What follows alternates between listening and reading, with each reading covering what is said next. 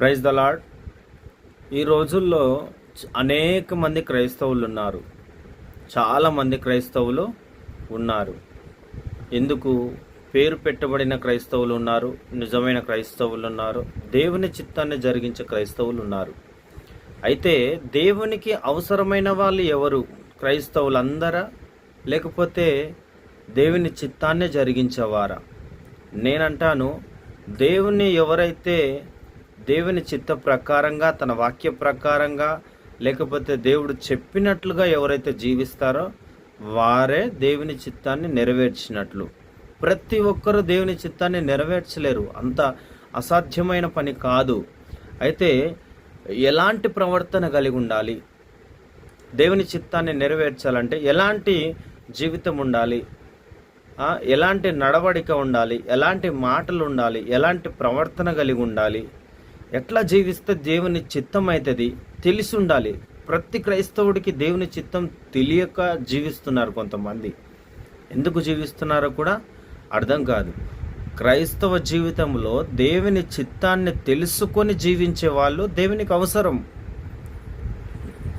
వాళ్ళు దేవునికి అవసరం లేదు. దేవుని చిత్తాన్ని నెరవేర్చే వాళ్ళు దేవునికి అవసరం లేదు. అయితే దేవుని చిత్తాన్ని నెరవేర్చేవారు అసలు దేవుని చిత్తం అంటే ఏంటి తెలుసుకోవాలి. దేవుని చిత్తాన్ని నెరవేర్చాలని ఉద్దేశం కలిగి ఉన్నవారు దేవుని చిత్తం అంటే ఏంటి, అసలు దేవుడు నన్ను ఎందుకు పుట్టించాడు, దేవుడు నన్ను ఎందుకు సృష్టించాడు, నన్ను సృష్టించాడంటే గల కారణం ఏదో ఒకటి, దేవుడు ప్రణాళిక, దేవుని ఆశ, దేవుని ఉద్దేశం నా పైన ఉంది, దేవుని చిత్తం ఏంటి అది తెలుసుకోవాలి. ఊరకనే నువ్వు భూమి మీదకి రాలేదు కదా, తన ఆత్మనిచ్చి నీకు శరీరాన్ని రూపొందించి భూమి మీదకి నువ్వు సజీవ యాగంగా, సజీవంగా నువ్వు బయటకు వచ్చావంటే అది దేవుని చిత్తం. దేవుడు నీ పట్ల చేయవలసిన కార్యాలు ఏంటో అవి తెలుసుకోవాలి, అది దేవుని చిత్తం. యథార్థంగా జీవించడం దేవుని చిత్తం, నమ్మకంగా జీవించడం దేవుని చిత్తం. ఏదో చర్చికి వెళ్ళగానే దేవుని చిత్తం కాదు, వాక్యం విని బయటకు రాగానే దేవుని చిత్తం కాదు, ఏదో ఆరాధన జరిగించగానే దేవుని చిత్తం కాదు, వాక్యాన్ని బోధించగానే దేవుని చిత్తం కాదు. దేవుని చిత్తాన్ని మనం తెలుసుకోవాలి. మన పిలుపు, దేవుడు ఎందుకోసం మనల్ని పిలిచాడు ఈ భూమి మీదకి, అది తెలుసుకోవడమే దేవుని చిత్తం. మనకు కావాల్సింది అది. అయితే దేవుని చిత్తం అంటే దేవుడు మనల్ని సృష్టించిన తర్వాత, ప్రభా నన్ను ఏం చేయమంటావు, నన్ను ఎక్కడికి వెళ్ళమంటావు, నన్ను ఏ పని చేయమంటావు, నేను బ్రతకడం ఎట్లాగా, నేను జీవించడం ఎట్లాగా, నేను నీతిని వెంటాడి దాన్ని కనుగొనడం ఎలాగా అని వెంటాడి దేవుని చిత్తాన్ని తెలుసుకోవడం దేవుని చిత్తం. యథార్థంగా జీవించడం దేవుని చిత్తం. అది కావాలి, దేవుని చిత్తం అది. అయితే ఆదికాండం 22వ అధ్యాయం 1 వాక్యం నుంచి 3, 4, 5 వచనాలు చూస్తే దేవుడు పరిశోధించాడు అబ్రహామును. తన కుమారుని బలిగా అర్పించమని దేవుడు అతనికి స్వప్నము ద్వారా తనతో మాట్లాడినప్పుడు అబ్రహాము వెంటనే తన గాడిదకు గంటలు కట్టి మోరియా దేశానికి ప్రయాణమైపోతాడు. 3 రోజుల ప్రయాణం. ఎందుకు దేవుడు 3 రోజుల ప్రయాణాన్ని ఇచ్చాడంటే ఆ 3 రోజుల ప్రయాణంలో అబ్రహాము ఏమైనా మనసు మార్చుకొని తన ఇంటికి వెళ్ళిపోతాడేమోననే ఉద్దేశముతోటి ఆయన 3 రోజులంత ప్రయాణాన్ని చూపించి మోరియా దేశానికి వెళ్ళి అక్కడ నీ కుమారుని ఆ పర్వతం మీద బలిగా అర్పించాలని దేవుడు చెప్తే తన గాడిదకు గంటలు కట్టి కట్టెలు తీసుకొని తన పనివారిలో 2 వెంట పెట్టుకొని పనివారితో మాట్లాడతాడు. ఏమని అబ్రహాం మాట్లాడతాడు?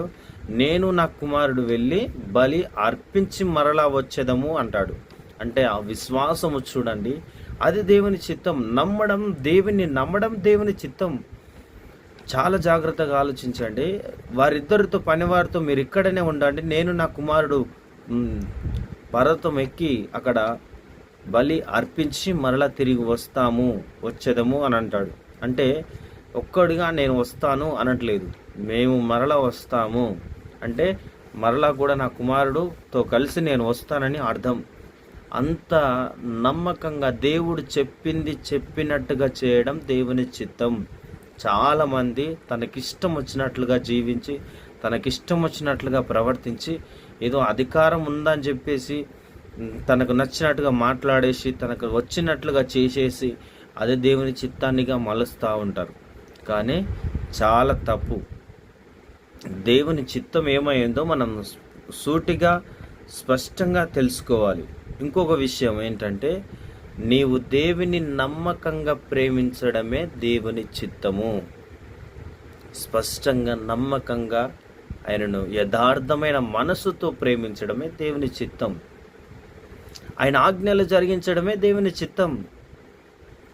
అదే దేవుని చిత్తం. దేవుని చిత్తం నీకు తెలియకుండా ఉంటే, దేవుని చిత్తాన్ని నువ్వు గ్రహించకుండా ఉంటే, నువ్వు ఎక్కడికి వెళ్తున్నట్టు, ఏం చేస్తున్నట్టు, ఎవరితో ఉంటున్నట్టు, ఎవరి మాట వింటున్నట్టు, దేవుడు చెప్పింది చెప్పినట్టుగా చేస్తే మనం పరలోక రాజ్యంలో ఉండగలుగుతాం. మనకు తోచింది చేస్తే ఉండలేము. జాగ్రత్తగా గమనించండి, ఆలోచించండి, దేవుని చిత్తాన్ని కనుక్కోవాలి. ఒక చోట యేసు ప్రభు వారు బోధిస్తున్నప్పుడు తన తల్లి తన సహోదరులు వచ్చి బయట వెయిట్ చేస్తూ ఉంటారు, వెలుపల వెయిటింగ్లో ఉంటారు. అయితే ఒక సహోదరుడు వచ్చి, బోధకుడా, నీ తల్లి నీ సహోదరులు వచ్చారని చెప్తాడు. అయితే ఎవరు నా తల్లి, ఎవరు నా సహోదరులు? ఎవరైతే దేవుని చిత్తాన్ని నెరవేరుస్తారో, దేవుని చిత్తాన్ని గ్రహిస్తారో, దేవుని చిత్తాన్ని అంగీకరిస్తారో, దాని పట్ల నడుచుకుంటారో వారే నా తల్లి, నా సహోదరులు. ఎవరు నా తల్లి ఎవరు, నా సహోదరులు ఎవరని అక్కడ దేవుడు యేసు ప్రభు వారు కోపగించుకోవడం మనం చూస్తాం. ఏంటి? దేవుని ఆజ్ఞలు జరిగించడమే దేవుని చిత్తం అని స్పష్టంగా ఎవరైతే యేసు ప్రభు వారిని నమ్మకంగా ప్రేమిస్తారో వారే దేవుని చిత్త ప్రకారంగా బ్రతుకుతున్నట్లు అర్థం. మనకు నచ్చినట్లుగా బ్రతికి, మనకు తోచినట్లుగా జీవించి, నేను దేవుని చిత్తాన్ని నెరవేరుస్తున్నానని చెప్పడం చాలా అబద్ధం. చూడండి, వాక్యాన్ని ఎవరైతే ఎక్కువగా ప్రేమిస్తారో వారు వాక్యాన్ని ఎక్కువ చదవగలుగుతారు. దేవుణ్ణి ఎక్కువగా ఎవరైతే ప్రేమిస్తారో వారు ఎక్కువగా ప్రార్థన చేయగలుగుతారు. చూడండి, దేవుణ్ణి ఎక్కువగా ఎవరైతే కీర్తించగలుగుతారో వాళ్ళు ఎప్పుడు పాటలు పాడుతూనే ఉంటారు. వారి హృదయంలో ఆయన స్థానం వారి గుండెల్లో ఉంటే ఆయనని ఎక్కడైనా సరే ఆయన స్తుతిస్తూ ఆరాధిస్తూ ప్రతి క్షణం ఆయన పేరు తలచుకోకుండా ఉండలేరు, ఆయనను స్మరణకు తెచ్చుకోకుండా ఉండలేరు. కాబట్టి దేవుని చిత్తాన్ని జరిగించడానికి మనం ప్రారంభించాలి.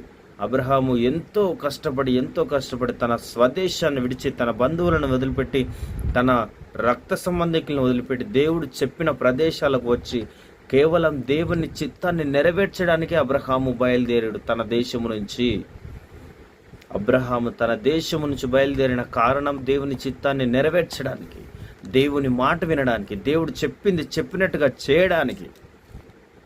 దానికోసమే అబ్రహాం వచ్చాడు. కాబట్టి మనము కూడా ఈ రోజుల్లో దేవుడు చెప్పింది చెప్పినట్టుగా వినడానికి, దైవ సేవకులు సంఘాలలో బోధించిన దాన్ని విని వాటి ప్రకారంగా మనం బ్రతకడానికి దేవుడు మనకు అవకాశం ఇచ్చి ఉన్నాడు. కాబట్టి దేవుడు మిమ్మల్ని దీవించి ఆశీర్వదించును గాక.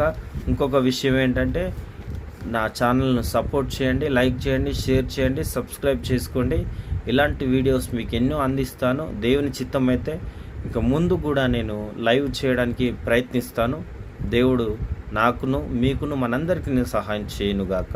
Praise the lord.